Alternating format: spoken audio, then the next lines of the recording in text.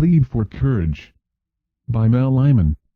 We should be entering the new world. All the preparations have been made. It has all been written about and everybody wants it. It is so easy to imagine.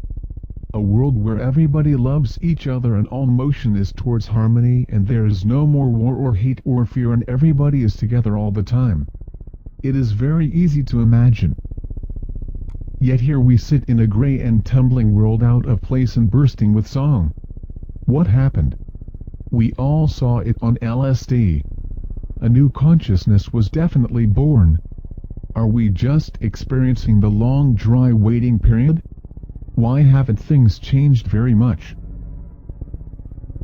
Nixon is still a stale turd atop the most ridiculous decaying government that ever pretended to lead anything more than a procession of baboons to the slaughter since man first realized he needed order to survive. The Vietnam War goes on and on and on. Hair gets longer, music gets louder, dope gets stronger, people get sillier, life still goes on and on and on. Perhaps we didn't want enough. Perhaps we have settled for too little. Perhaps what we really wanted had nothing to do with everything we thought we wanted.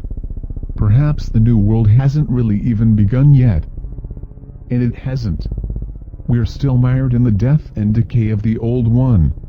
We're still looking to the new one for something we didn't get out of the old one. We're trying to make a new deal for old goods. We're not ready to enter the kingdom of heaven.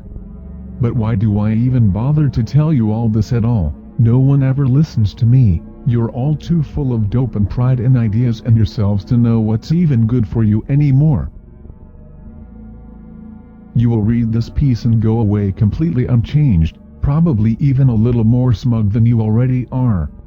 I really hate you bastards cause you're killing me. You're stinking up the whole world with your filthy hair and dirty clothes and empty slogans and phony smiles and false achievements and long-lost glory. It's over, man. You didn't make it. Why don't you kill yourself? It used to be, graduate from high school, go to college. Now it's, graduate from high school, go to heaven. Nothing is sacred anymore, everything is cheap, including sex, love, religion and honest accomplishment. We have lost respect, we have no values, all things are equally worthless. I don't know what to do about this mess we're in. There are no answers. Most people think everything's just fine. The few who know our deepest needs are still unfulfilled are regarded with great suspicion and contempt for not allowing people to do their own thing. I don't want you to do your own thing, I want you to do my thing. Wake up. It's incredible.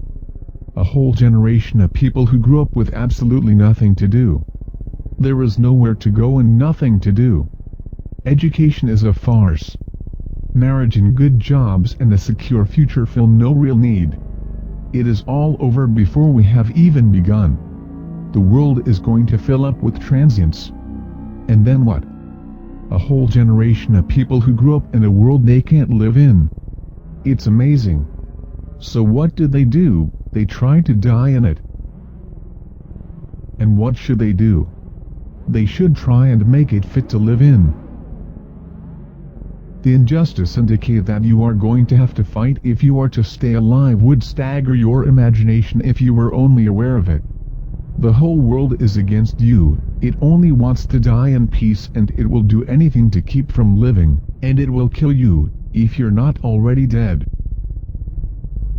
It has seduced you into believing there is a purpose to all this suicide. A condemned and dying culture is trying to take you with it, and you're falling for it. We were talked out of a revolution, even the blacks succumbed. They took the good jobs and college diplomas and laid down their arms, and their hearts. You have sold your souls at a mean price, you have been accepted. And so now we have a whole race of dying hippies and dying blacks. The revolution has been safely put out and the world can settle back into dying peacefully again. Even our free press has fallen into the hands of the living dead. You would be surprised if you really knew who's running things, the same old dollar, and nothing else. The same dollar that we set out to stamp out has stamped us out, and we never even realized it. We lost the war in the first battle, and the victors have been kind enough to let us live on reservations with plenty of dope to keep us pacified. There is no hope without organization. The world is dying, and we must get together and fight this creeping decay. And it's everywhere, even in you. But it won't do us any good to march on the Capitol, and it won't do us any good to try and stop the war in Vietnam. That's their war, ours is here at home. We've got to stop fighting each other and fight the common enemy. We've got to get all these little communities that are forming all over the country into one big community.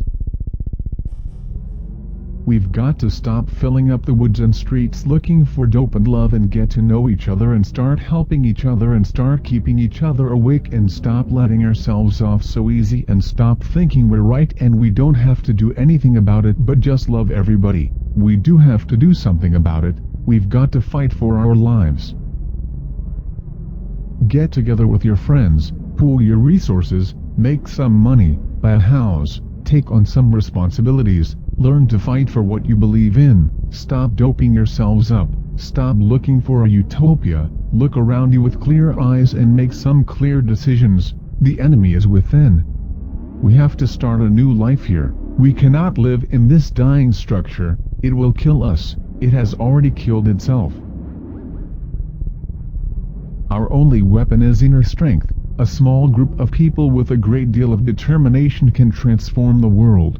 Be the new Christians. Fight for your life. Fight for love. Fight for a new world. Fight for room to breathe. The heart of God is a vast darkness that only the brave can know. This is a plea for courage. We must get together and fight this creeping decay.